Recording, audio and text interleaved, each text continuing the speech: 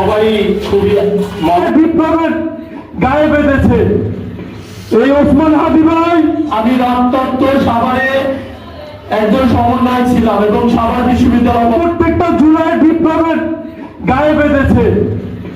এই ওসমান হাদিদের সম্পর্কে শুরুতে স্বাগত বক্তব্য রাখবেন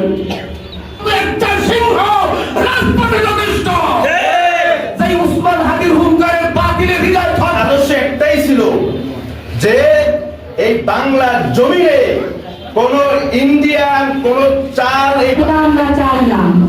যদি যে যেখানে আছেন যেভাবে পারেন এই খুনিদেরকে ধরাইয়ে দেন। জন্য জীবন দিয়েছে, মানুষ রক্ত দিয়েছে, সেই বাস্তবায়ন না হওয়ার কারণে সেই চেতনা কিন্তু আবার 24শে জুলাই বিপ্লব সংগঠিত হয়েছে। প্রত্যেকটা আমাদের হাদি তার সন্তানদেরকে পরিচয় বাড়িয়ে দেয়।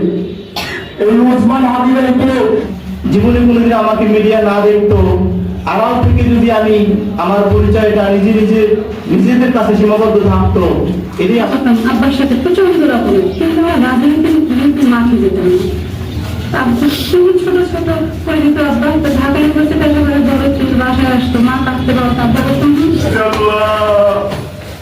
মা বলল হাত ওসমান হাদি আদায় করেছি আল্লাহ, একদিনের নামাজ যদি আল্লাহ আপনি কবুল করে।